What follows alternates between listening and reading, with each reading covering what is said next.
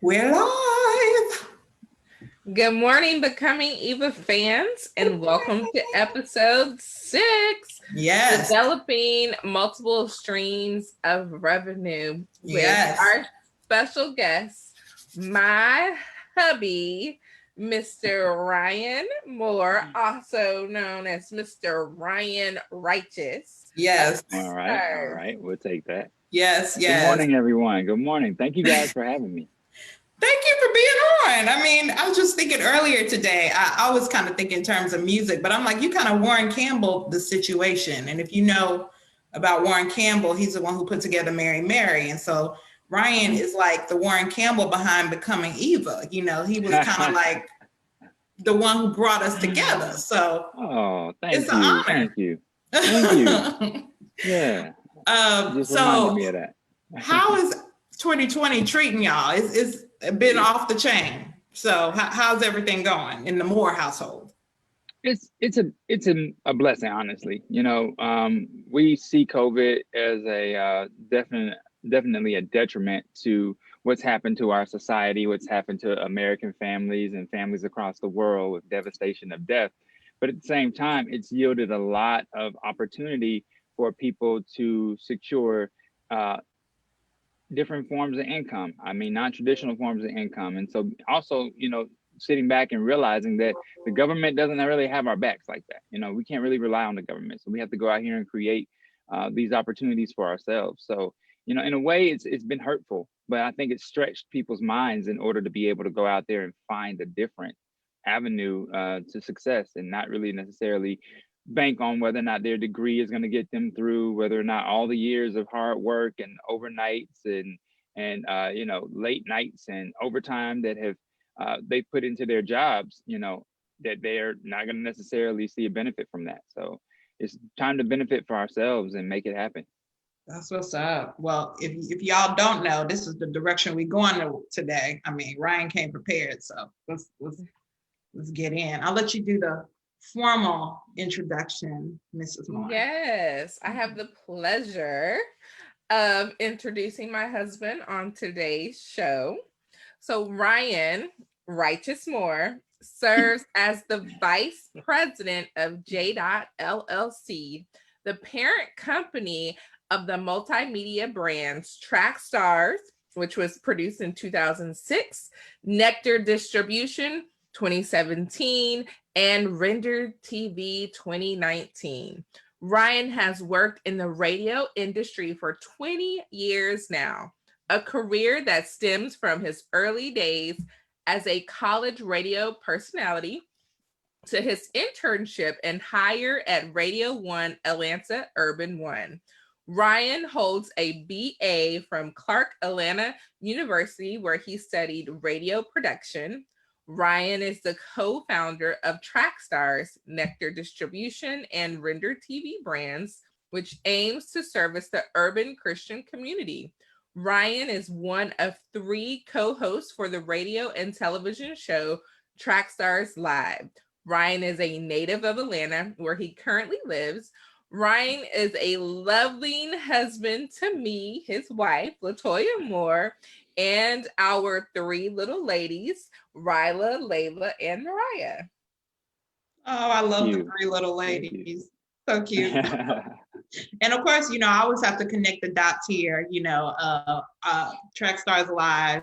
My husband is also one of the co-hosts with Ryan. So our families have been friends for years, and it's just been an honor, you know, getting to see them grow and then getting to, you know, see the Track Stars brand kind of become a hub, if you will, and a source of support for Becoming Eva. So we're definitely connected on multiple levels and just super excited to have you here. Thank you. I'm glad to be here. Yeah. So, Ryan, can you tell Becoming Eva fans a little bit more about yourself and what do you do? Yep. So, guys, I've always wanted to be, me and my partners have always wanted to be dream financiers, right? And as far back as I can tell, being young, I always wanted to be something big, right? And I didn't want me to be something big. I wanted to be a part of something big, right? So I always said to God, but God, please bless me, enlarge my territory, allow me to be in a space where I can make a difference, things of that nature. And so When I was 12 years old, I called into a radio station, and I was on this radio station, and I just, made a comment about child abuse and whether or not, a belt was too far, something like that. And it happened to be to my mentor at the time, or my mentor now, but who was just a radio personality at the time, Ryan Cameron. And so Ryan Cameron was an opportunity for me to really see myself in that light. And that allowed me to get to a point where I was able to really understand what my calling was, right?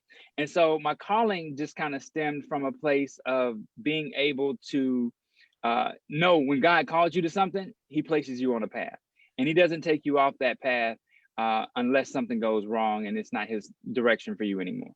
So in just seeing that from the first time, I was 12 years old, I went to my mom and I said, Mom, I want to work in radio. She said, I don't know if that's going to be lucrative, but if that's what you want to do, go for it.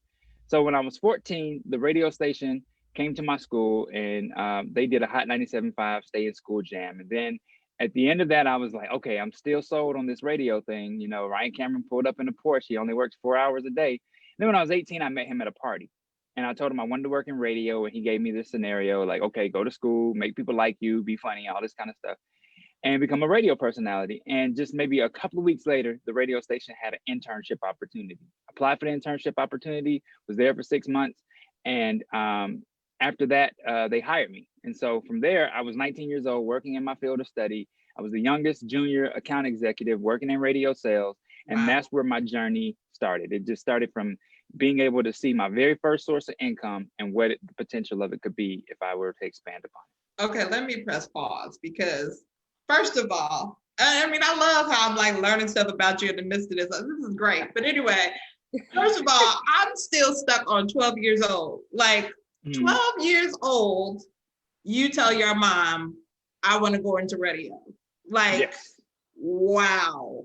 And just the drive that you have had since then, you never lost sight of that, from seeing the appearance of Radio 1 at your school, and, paying attention to the kind of car Ryan Cameron is driving, and, and then seeking him out and talking to him and saying, hey, I want to do what you do. Like, all of that takes a lot of drive. And so that's amazing to see that at such a young age. And I think it speaks volumes for where you are right now. So thank you. Can I tell you the truth though? The truth is it has nothing to do with really my drive. It has most to do with my tunnel vision with God. I put on blinders to everything else when I was 12 years old. I had a goal in mind, and I wanted to continue to reach that goal. I used to practice radio personality in my room. Wow. I used to have a boom box, and I would put on the headphones, and I would literally practice being a radio personality in my room. And when the chance came in college, I was not prepared. I was like, I did this all the time in my room. What is going on? And the person who was training me, he told me, he said, you know what? He was like, that first show was real shaky. He's like, your hands were trembling, your voice was trembling. He said, here's what you need to do. He said, go home, get an 8x10 picture of your best friend. Next week, bring it to the studio, sit it in front of you, and talk to him only. And from there on, every time I get onto a microphone or I get onto in front of a camera, I'm only talking to my best friend from 26 years ago, So it really has blessed my life to be able to have that tunnel vision, to zone out on other things that are not tied to my destiny. That's a great tip. I learned something new. I did not know about that little story of you with the boombox and pretending to be a radio personality. So yay, I learned a new story about my hubby today. Why is it so important to have these multiple streams of income? So multiple streams of income are important because it allows you to line up your vision with where God is putting you, right? The direction. And so when you start thinking about, well, what do I need financing for? What are my dreams? What are my goals? What are my aspirations? Me and my partners over at Trackstars, we talk all the time about being dream financiers. We don't want money for any other reason. We don't want the fancy houses. We don't want the fancy cars. We don't want any of that. We want to be billionaires so that we can finance other dreams. There's so many kingdom projects that need to be done. There's hospitals that need to be built over in Africa. There's real civilization that needs to be revamped. There are slaves in Sudan, Africa that need freeing, right? I just found out that a good member of our team is actually freeing slaves in Sudan, Africa. Every time they trade in the market and make a profit of more than $300, they free a slave. So you never know why somebody needs money, right? I've always pictured myself being the guy that walks into a bank during a crazy rush hour on a Friday and listening to somebody who says that, you know, they don't have their mortgage today, or I can't make my car payment. And I just come in there and I just go through the line and just say, what did you need? What did you say you needed? And just be able to finance those dreams. So it's very important, because if your vision is too small, God is going to have to enlarge that vision for you, right? And then for God's vision, you need financing. So you need those multiple streams of income. A lot of people these days, they decide, okay, I'm going to get this money and I'm going to blow it on this, I'm going to blow it on that.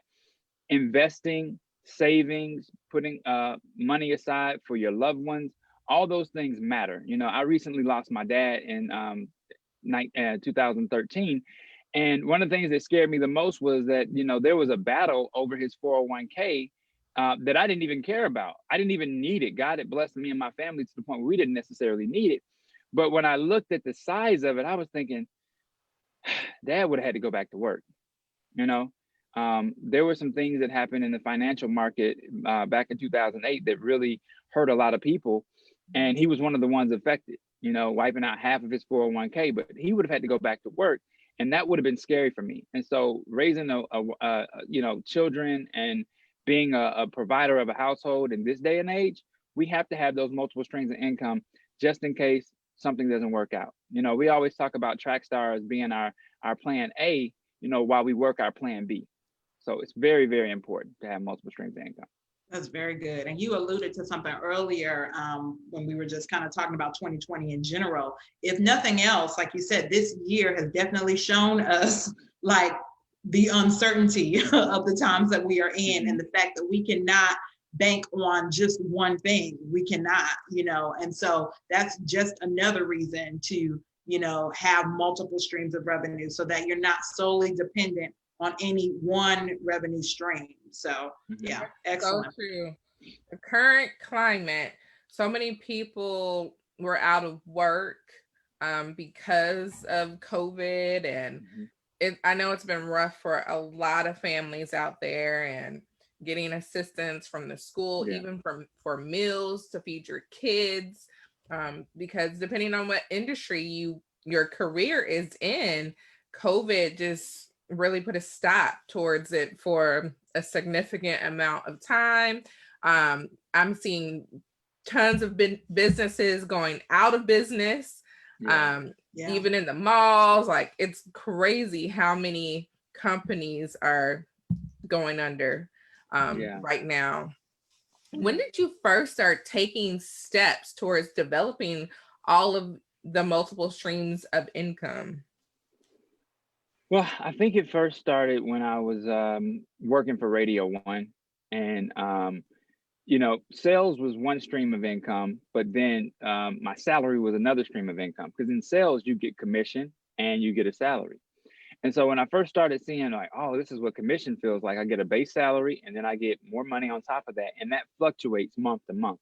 And that was the first thing that allowed me to see, oh, okay, this is another stream of income. And then when that company, like I said, I was 19 years old. I was just getting started. You know, I had just come maybe a year and a half out from my economics class in high school. So I'm still learning how to, you know, write checks and things of that nature. And so when I saw that 401k was matching, and I was like, wow, that's a third stream of income, you know? And then I was struggling in sales. Of course, I'm 19 years old. I'm in the biggest market for radio. Radio One, Atlanta market is top 5 always in the country for radio markets. Most radio salespeople start in the 200 markets or below it, right?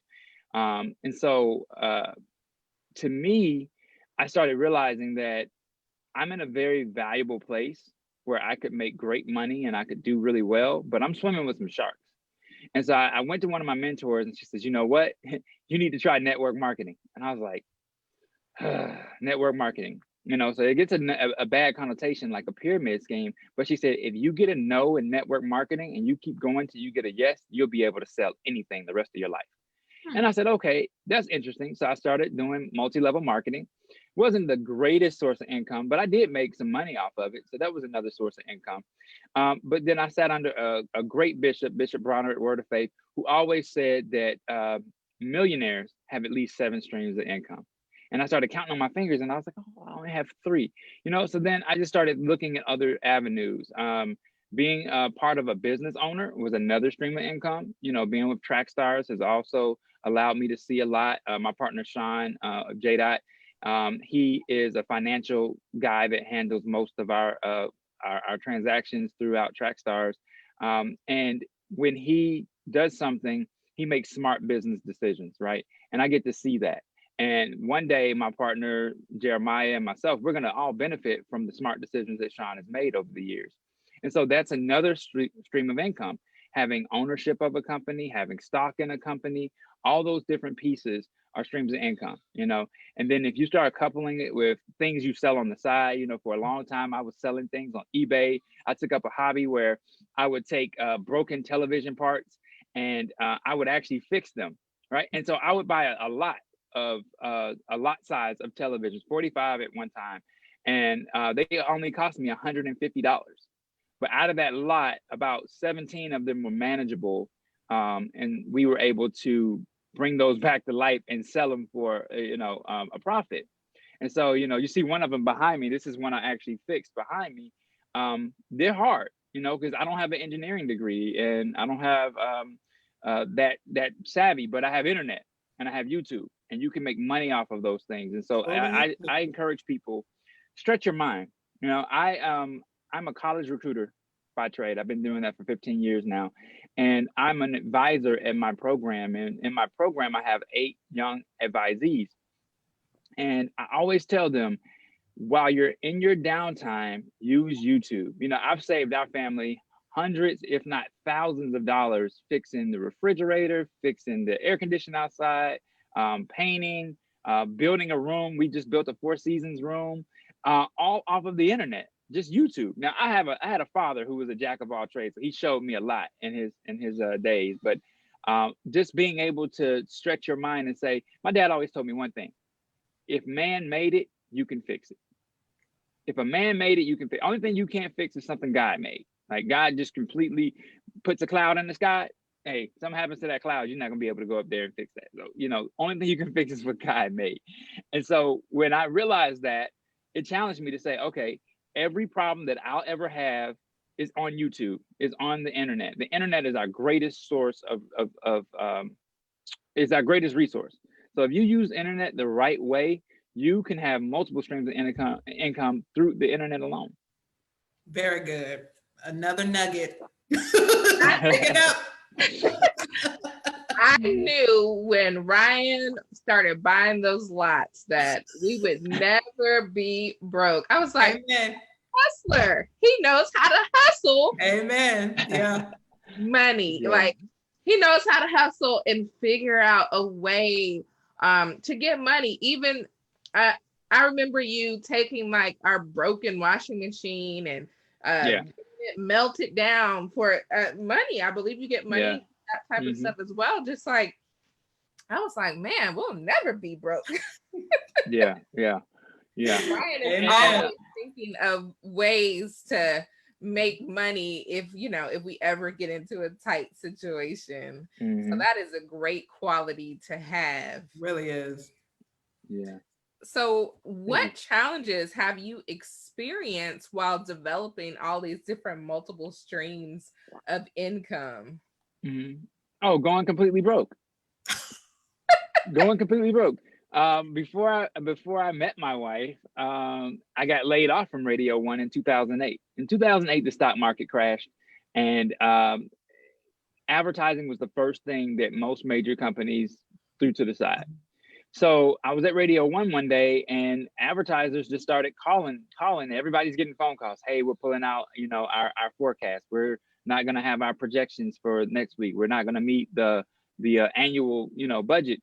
And I just remember my boss telling me, he says, you got one more opportunity that you need to close in order to show me that you can be here, right?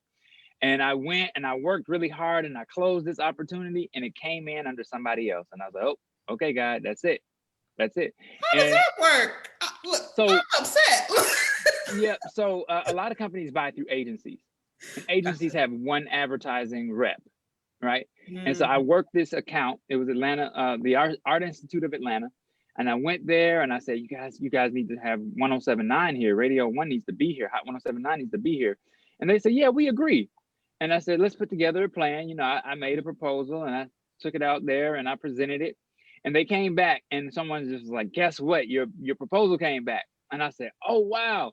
I said, what was it for 10,000? They were like, nah. I was like, 5,000? They were like, nah. They're like, it came back for 25,000. And I was like, what? That's the biggest amount I've ever closed. And they said, but bad news. I said, what happened? They said it came in under an agency. So my mentor at the time, and he's still my mentor to this day in sales, he got that business. But he looked after me. Had it been anybody else, it would have been just the curtains for me. But he said, let me give you some of my smaller independent accounts to help you build back up. But again, when that stock market crashed and advertisers pulled out, I got laid off. And I just remember going through something in my mind so crazy where I was just like, you know what? I'm done.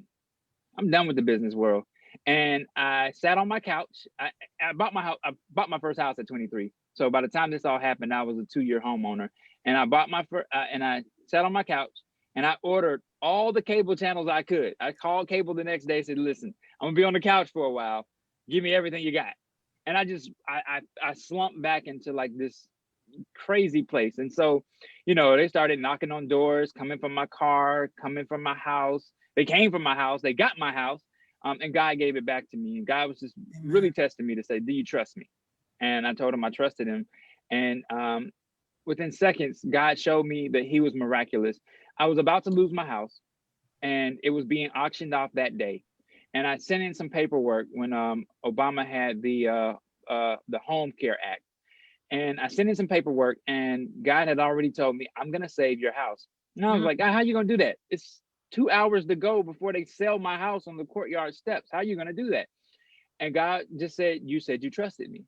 And so I called the office. They were going to sell my house. They gave me a time, 9:12 or 9:02, something like that.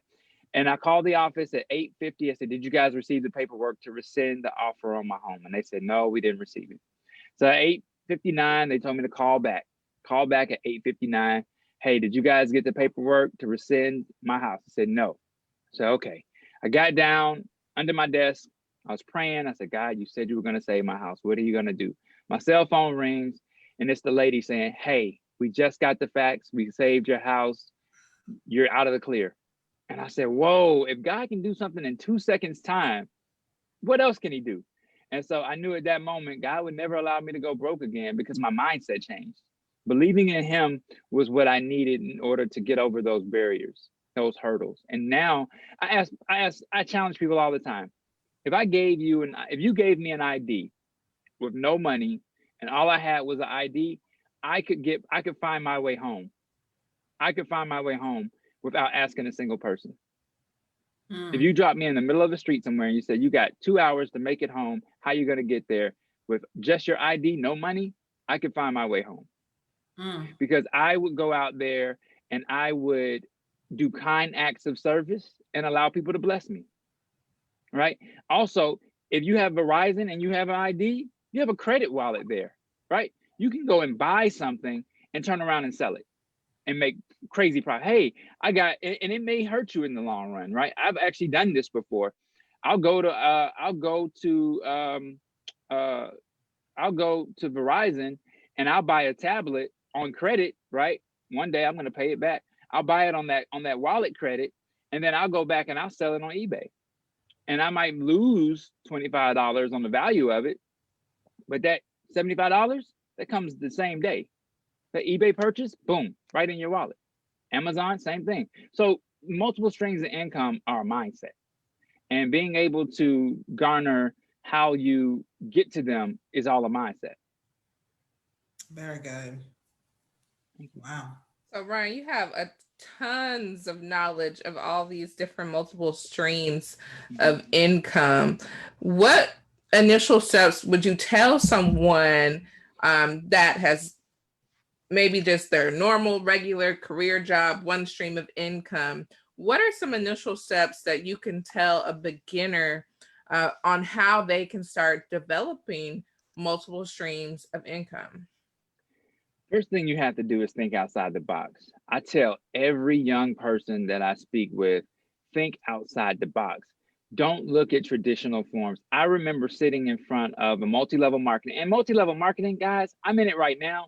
And it is amazing, because if you find a product that you absolutely believe in, and you have a heart to share, and you have the gift of gab, and God has blessed you to be bigger than yourself, you can turn it into something great.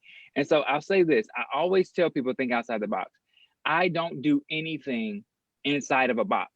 Nothing is traditional to me. I don't see tradition. I remember sitting in a multi-level marketing business, and I remember being 20, 21 years old, maybe even 22. And the gentleman challenged me, and I was just like, oh man. He said, why did you go to college? He said, why did you go to college? And I said, well, when I graduated high school. He said, why'd you graduate high school?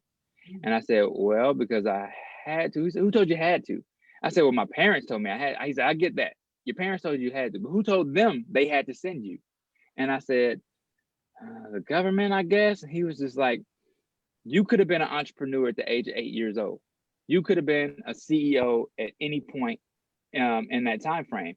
And so for me, I was just like, oh wow, this is amazing. I could really, be something great in this time frame. And so to me, that was the biggest thing for me, was being able to say, oh, okay, you know what? I can do these things. And so that to me was very, very important. So someone listening right now, basically open their mind to what else is out there. Is that what you're saying? Like, what would you tell somebody that's listening right now? Like, yeah, don't look for traditional forms of income. Don't look at traditional streams of income. Traditional streams of income will hurt you in the long run, because in the very least scheme of things, they're not reliable. They're really not. Your job goes under, you get laid off, you're gonna miss a check. Yeah. You're gonna miss a payment. You're gonna miss a bill somewhere. So all that stuff is really, really what you have to think about. Okay, awesome. So I want to transition into your newest endeavors, or some of your newest endeavors, because I know you're super passionate about them. So first and foremost, we're going to talk about investing in foreign exchange. So what piqued your interest and got you into investing in Forex? Oh, wow. So it's kind of like you see somebody doing something, and this has happened to me several times with Forex. You see somebody do something and you think to yourself, all right, they're credible. I believe in what they say. If they're saying something, it sounds better than me just looking at a random YouTube video or seeing somebody talk about this from a different standpoint, right?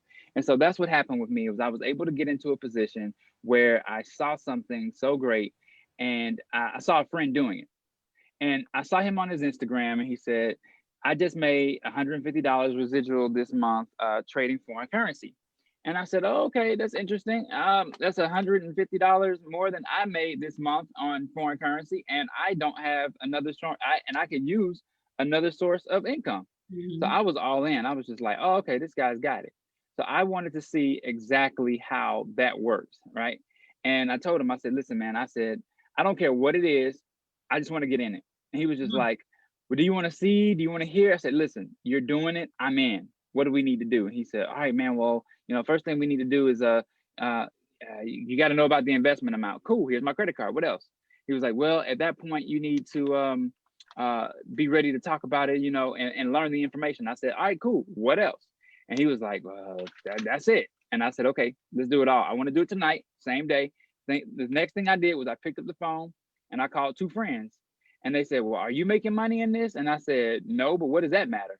I said, let's see the vision of it. And they saw the vision and they got on board and they ran with it. And then it became something that me and my partner, Sean, talked about with Trackstars, because we saw somebody put a post up on Instagram. It was a rapper. And he said, the very source of income that I use to feed my family is now gone. What am I going to do to feed my family going forward? That all my shows are canceled. All my tours are canceled. I'm not making money off the music anymore. What am I going to do? And then I told my partner, Sean, I said, we got to help people. You know, and he looked at me, he's like, yeah, we do. What can we do? So he started putting together an idea saying that we need to lower prices on our sales, and we need to give money to nonprofits. And so that's when I told him, I said, man, I just got into the foreign exchange market. And he was like, oh man, I've been thinking about that. Let's look at it a little bit more. And then we said, you know what, time to start another brand. So we looked at it and we said we could do a Trackstars investment group, and we could talk about Forex, drop shipping, stocks, and real estate. So we had all these different avenues to be successful. And it was amazing to see how quickly and easily something can come together. I love it. So you actually transitioned into my very next question, because there are like 4 other streams or 3 other streams of revenue that you just named. And so for foreign exchange, of course, investing in Forex is definitely one stream of revenue. And then you also talked about investing in stocks and drop shipping and real estate. So can you talk with us about some tools for investing in stocks and what is drop shipping? But go ahead in whatever order. So drop shipping is very simple. Drop shipping is where you get to a point and you find a product, right, that you can use. And I'll be honest with you, my partner Sean is the one who's doing the drop shipping. So it's basically finding a product that you think people can use and setting up a website and selling it, right? And knowing that there's going to be somebody who drop ships it for you. You don't touch any of that information. You just have a third party that you pay a fee to go forward and help you with that, right? So that's the big part about it, is you get a chance to have somebody help you with that. And a real practical way of drop shipping, honestly, is having your own online store. It could be merch that you're selling, or, you know, something that you've already created. And a great tool for that, I know, is Shopify. I know a lot of people have been talking about that. So that's to just kind of break it down for some people, that is a general definition of drop shipping. And if you do have like an online merch store where once somebody places an order, they ship it out to you or to whomever purchases it, that is a form of drop shipping. So awesome. So let's talk a little bit about stocks. How are you investing in stocks? What does that look like for you? So the only way I invest in stocks is through the mutual funds that I have through my 401k. My partner Sean is actually the one investing in stocks. He has the Webull app, and Webull is another way. Robinhood is another way. Acorn is another way. So you can actually go and you can find these apps that will give you starter accounts, right? I've invested in stock before through E-Trade, didn't work out too well. You know, got in there, didn't really want to read the market and see what was actually happening. So I was kind of like, okay, you know, this is interesting. But at the same time, you get to that point, you're like, oh, you know, do I really want to figure this out for myself? Or do I want to have, you know, a broker help me? And then a lot of times you have to figure it out for yourself, because when you do these things, they become a necessity of your learning curve. And so with Forex is so easy to do. You learn the skill set in less than 72 hours, and you never have to worry about job insecurity again. I've been able to make $1,000 in under an hour, $700 a day, just in Forex trading, right? And it's so easy to do, and it's so coachable, and something that you can reteach to your children. I have a friend who's in Forex with me. He has a 15-year-old daughter, and he said, you know what? I want her to learn this skill set, so when she goes off to college, she doesn't have to worry about, working a part-time job. She can just go off to college. She can get up on early in the morning, set up a trade, come back, and she'll have the money for the rest of the week. You know, this is so easy because we trade with 6-figure and 7-figure traders who tell us what to do. It's a copy and paste method. So we go in and we look at it, and we're able to copy and paste exactly what it is that we're supposed to do in the market. And so it makes sense that you would look into something like that and see an opportunity to educate yourself. Because I tell everybody I talk to about Forex, this is a better investment than my 4-year degree. And it didn't cost me as much. You know, Forex to get started is $235 initially, and then you pay $174 a month to keep your education platform going. I've made that 6 or 7 times over in a month when I'm trading Forex. You know, so we look at it through Trackstars as an investment. Look at it like this. If you're a business owner and you decide to do Forex, you have a staff member on your payroll that you don't have to give benefits to, you don't have to give vacation time to, and you don't have to hear their mouth. It's just $174. Yeah, $174, and they absolutely help you win in your finances. And that, to me, you can't match that. That's hilarious. Okay, yeah, so you can't match that. You talked a little bit about what it costs to kind of get involved with Forex trading. So if someone is interested, what steps do they need to take? Who do they talk to, or where do they go to get more involved? So they can go to trackstarswiththez.com, trackstarswiththez.com /Forex, and we have a landing page set up for you to get more information. Or you can email me, Ryan at trackstarswiththez.com, and I'll be more than happy to talk your ear off. My wife will tell you, I walk around the house with these AirPods, and they're always having to be recharged because, you know, I'm doing Forex calls. I'm a college recruiter, so I'm doing interviews and I'm doing recruitment calls and follow-ups. So it never stops, you know.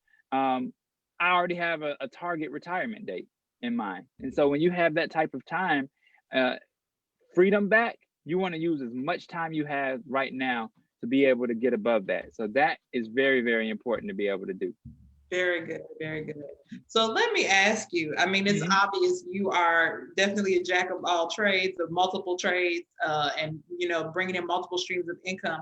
How do you balance all of that? I mean, you've got a wife, you've got children, you know, like you got a lot going on. You got a full-time job, you know, you're, you know, a business owner. How do you juggle all of that? Like, how do you balance that?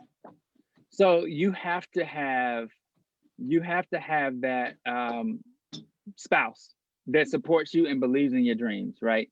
If you're a single person, fine, do what you want to do.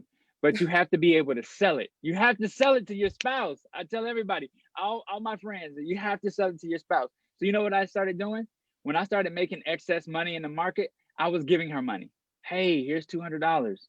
This Friday, next Friday, hey, here's $200. Following Friday, hey, here's $200. Then I started paying off bills that she didn't necessarily know I was paying, right? And so all those things make a difference. And the other day, I was just like, listen, we're outgrowing this house. We're outgrowing, you know, our space. Soon as I hit a certain level, we're moving again. We're buying a house. We're building a house, you know. So keep them excited. Keep them engaged. Help them sell your vision, or you know, help them sell your vision to you, right? Because on the days where you want to give up, your spouse has to be there to say, nah, you told me we're getting a new house. You better get up and go do that work, you know. So that's great. It's very important. You know, I got to poke holes in that, Ryan. You know, I got to poke holes in that now. Poke holes, go ahead. Don't be bribing your wife, okay? Don't be bribing your wife, okay? Well, I know my wife, though. I know my wife. Get him, Maya. Get him, Maya. No, I know my wife. My wife is motivated by accomplishments, right? So we set goals and we accomplish them. She's motivated by taking care of our family. She's motivated by seeing us get to a place where if anybody in her family needed help, we'd be in the position to help, right? So that's motivating. It's not a bribe. It's always, you know what? Go buy yourself something nice. You gave me an extra 20 minutes to take a 3-way call for Forex while we were watching a movie. You know, it's rewarding. You know, one day I did do something that was a little slick. One day I went out and I bought her something, and I bought her a bracelet, right? And I brought it home and I dropped it on the bed and I said, you know, here's something for you, blah blah blah. You know, we had a rough week, and then she was just like, oh wow, and she was like, how much did this cost? And I was like, half my morning trading, that's all. You know, and she was like, you had to brag and throw that in there, right? It's like, yeah, I'm making this kind of money in the morning to be able to buy you nice things at night. So yeah, I'm definitely at that point where I believe you have to sell an opportunity to your spouse so they can sell it back to you. And that's really what it is. Yeah, no, I think that's great. Definitely, you need that support. You need that motivation. But I will say just on a more practical level, because you and I both know, you know, you look up, you see posts, you see news, you see celebrities all the time talk about, you know, I had a successful career, but I wasn't there for my wife, or I might, you know, I wasn't there for my children as much as I would have liked to have been. So what steps do you actively take to be present physically when you need to be? And I know you can't always be there when you when you want to be, but what steps do you take to be present when you need to be? There's a couple of things, right? You have to have those nightly commitments. I never miss telling my girls good night, reading the Bible with them, or putting them to bed. We never miss that. You know, we as a couple, we never miss that. I've never been away from the home more than 4 days at a time since we've been married, you know. If I'm, and this is the good thing about it, and I'll say that this is the slight edge we have as being Christians, right? When you're trying to build a business, when you're trying to get something off the ground, when you're trying to grow something, having a godly focus and it being a kingdom business helps a whole lot more, because now you're like, I got to do this for God. I got to do this for our family, right?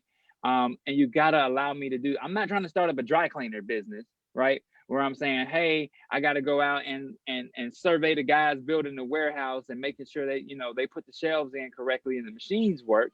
I'm saying, hey, I got to go out here and save lives. I have to build something with some friends to help the kingdom grow, right? Stretch people, mold them, and shape them. So all those things are important. But we have that slight edge of being able to say, now this is kingdom work. You know, this is the heavenly work of the Father that we're doing.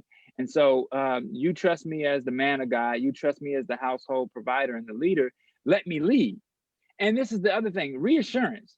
You reassure them that their lives are going to benefit from us making these sacrifices now.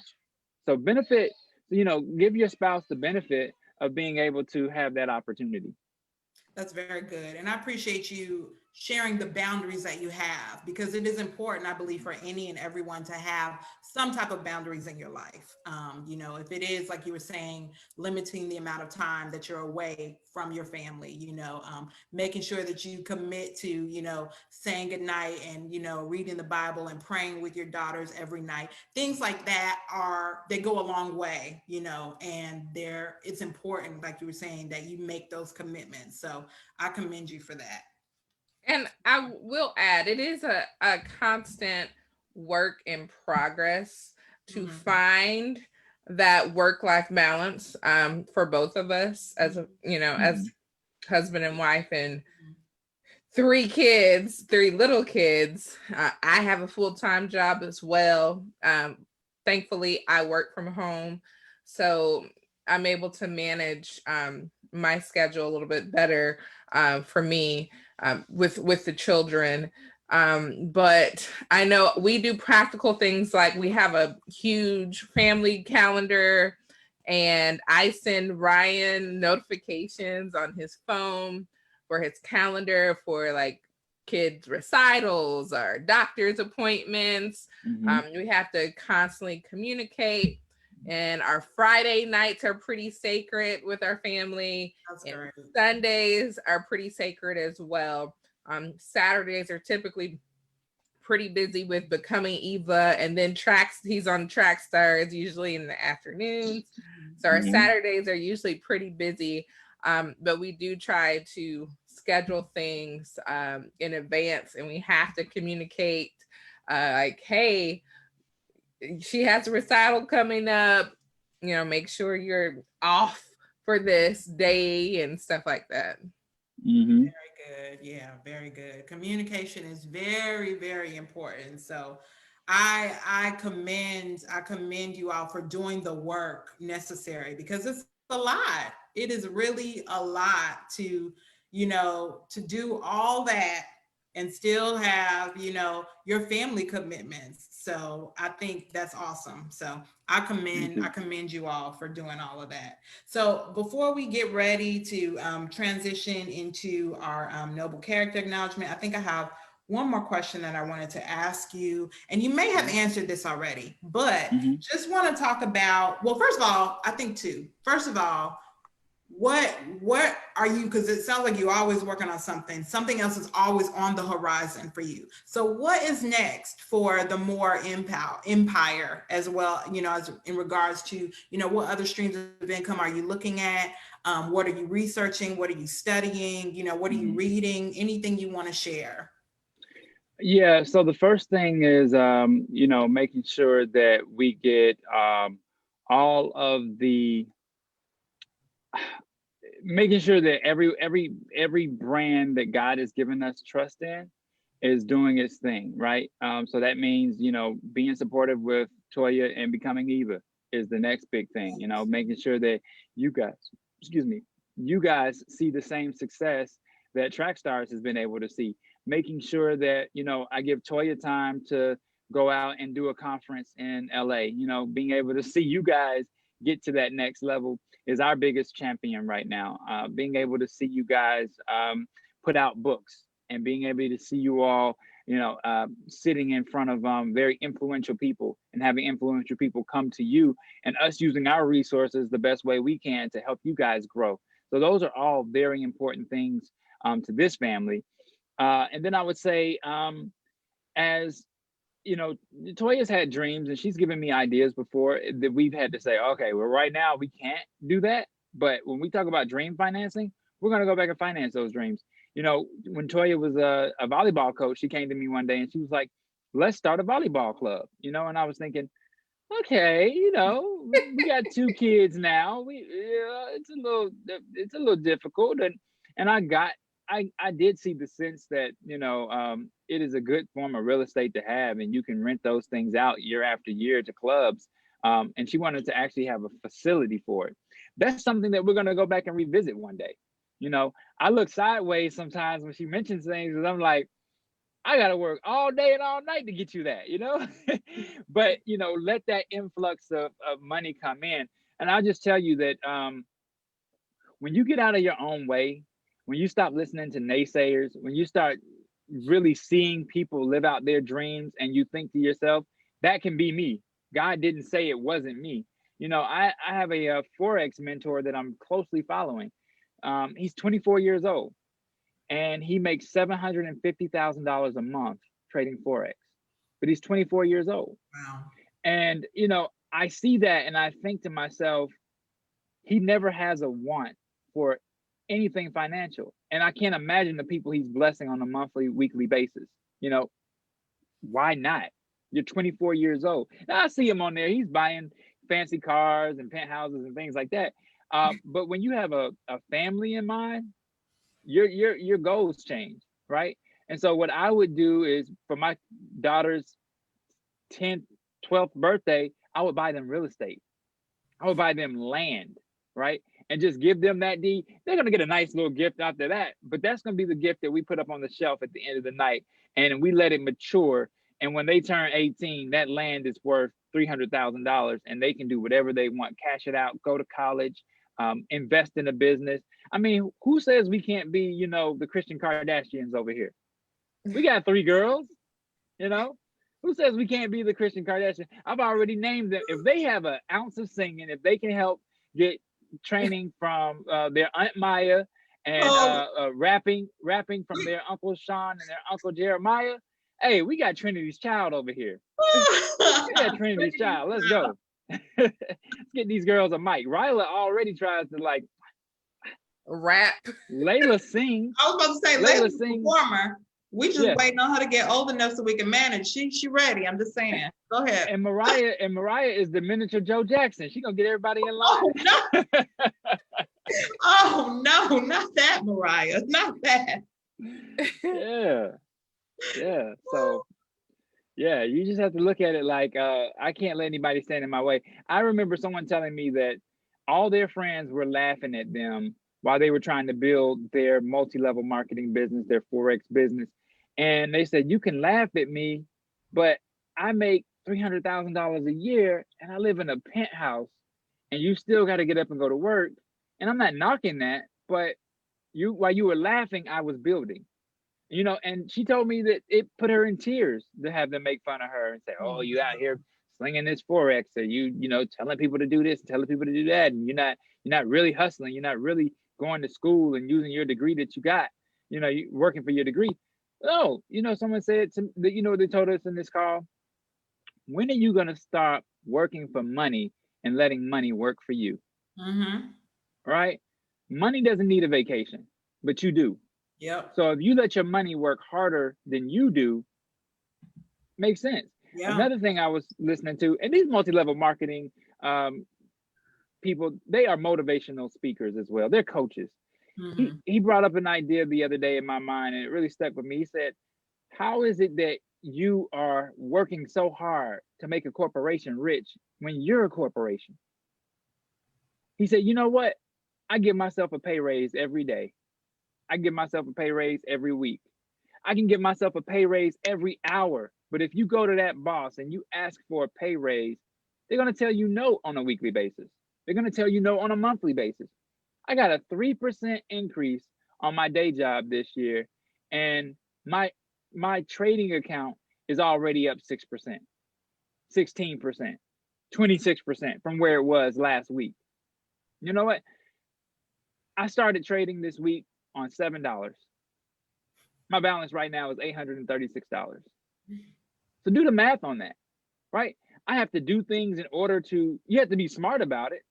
Every time I get paid, I put my paycheck in the market and I leverage against my paycheck.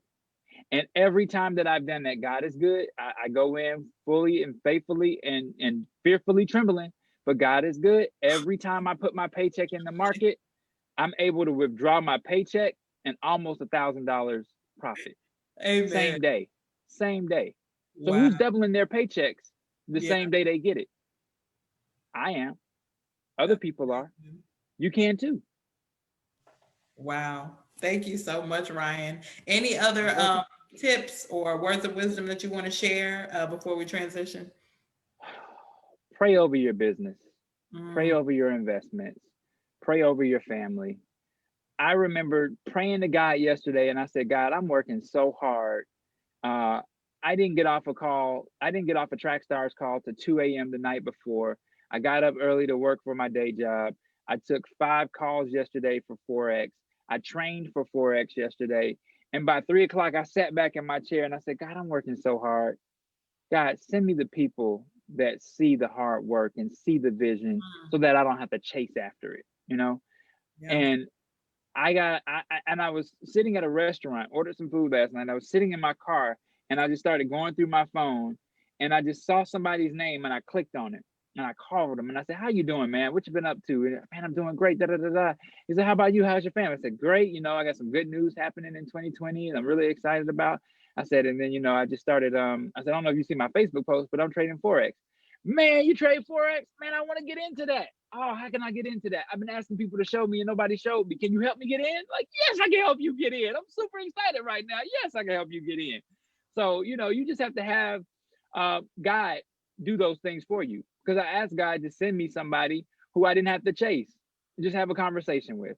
And by the time I got off the phone, he was texting me like, hey, can I meet you tomorrow, you know, at your meetup spot so we can talk about the Forex? Can you show me some stuff? Yes, I'll be happy to. I'll be happy to, because you're adding to the multiple streams of income that I'm trying to get for my family. That's awesome. That's awesome. Thank you. Wow. Thank you so much, Ryan. You have dropped a lot of nuggets, like for real. Like I'm gathering and picking up, you know, even as someone who's known you for a while and known of what you all are working on for a while, like a lot of information. So very insightful, very encouraging, very motivating. Thank you so welcome. You're awesome. Welcome. I'm happy to be here. Thank you for inviting me. Thank you for being here. Mm-hmm. So Toya, you want to take us on into the noble character acknowledgement? Yes. Ryan, do you have a noble character acknowledgement that you would like to recognize, maybe as it relates to developing multiple streams of income? Yeah, I do. Yep, I do. I want to recognize, I'm sorry guys, my that's that camera battery that, you know, got 20%. I want to recognize one of the first to do it. Her name is Maggie Walker. And Maggie Walker she was the daughter of a slave. but she was the first African-American woman to own a bank, to run a bank, to be a manager of a bank. And that is amazing when you think about where all this starts. In our community, it starts with our ownership. It starts with, there's a bank in Atlanta called Citizens Trust, and it's a Black owned and operated bank. And so the people, their slogan is, come and bank with the people you know, the people you trust, and the people that look like you. Citizens Trust. So when you see companies like that forming, and I remember my mom would drive out of her way to go and bank there. Now, you also got to do good business, because at some point, you know, the attitudes weren't right, so she had to leave. Oh God. But supporting our own is the way to do that. And so when you get out there and you start businesses and you look for people to help champion, somebody like a Maggie Walker is who you want to do business with. You know, I remember Kathy Hughes. That's another person that I'll acknowledge as well. Kathy Hughes is the owner, operator, and founder of Radio One Atlanta, Radio One period, Urban One. And Kathy Hughes used to go to the studio with her son in a carrier, and she would listen to, she would do radio shows, right? And so one day she said that the opportunity came up to buy the radio station, and they laughed at her. And they said, you can't buy a radio station. This is a Jewish white man's game. You can't buy the radio station. And she said, okay. So she got a bunch of investors together, and that fell through. And she said that she went to every bank in her city, and she got 31 no's. And she got to the last bank, and she said that the woman there had just gotten hired. She was a Latina woman, right? And she needed a win. And she said, girl, if I trust you, you got to make me look good. She gave her the loan for the radio station. Kathy Hughes went on to buy 74 radio stations, and she still banks with the same minority bankers that gave her the chance in the first place. That is awesome. So look for opportunity. I always tell people this: if you do a business, right, and you want to sell to advertisers, don't contact your competitions. Don't contact the people that you want to actually sponsor you. Contact their competition. Because if I'm thinking about Vitamin Water as the person I want to go after to endorse my podcast, I'm going to go with the water company that nobody knows about. And I'm going to say, hey, let's build together. Let's take this little $5,000 that you have, dump it into my podcast, and let us go out there and talk about your product, right? And that's all you need to do. Look for the people who need you, not the people you want. That's a great tip. And that's an excellent story about both of those. Ownership in the Black community is huge. Black owned banks is huge. I have a great friend that is a co-owner in a bank in South Carolina now. And so just taking initiative in supporting Black owned businesses, borrowing from Black owned banks. And like you were saying, doing good business with them. And then on the flip side, giving good business. I feel like that's a whole nother topic, but all that to say, it's really important, and the Kathy Hughes story is amazing. She has such an incredible story. So thank you for sharing those tips. Oh, really appreciate my pleasure. All right, so let's jump into this week's BE challenge. Last week, our challenge was to identify and take one step toward finding your voice or building your brand as a reminder. So I hope people are taking some steps in these directions for these challenges. And then this week's challenge is to identify another stream of income and to research what you need to do to get started. So Ryan gave you some great tips. If you're interested in getting involved with Forex, you can contact him directly. You can look into drop shipping. You can look into Webull.com. Excellent research out there that you can do. Even if it's, looking at the companies that you may have your 9 to 5 in and seeing, hey, do they match 401k? Am I putting into my 401k so they can match? All of those are multiple streams of revenue that you can look at and take steps towards. So we encourage you to identify one, research it, and take a step toward adding it to your arsenal of income. We really need that. All right. Next week, we'll be talking about mental and emotional wellness with special guest, my sister, Stephanie Worthen. Remember to subscribe to the podcast app, subscribe to our YouTube channel, follow us on Facebook at Becoming Eva Today. That's one word. Follow us on Instagram and Twitter at Becoming Eva Today. See you guys next time. You too. Bye. Thank you.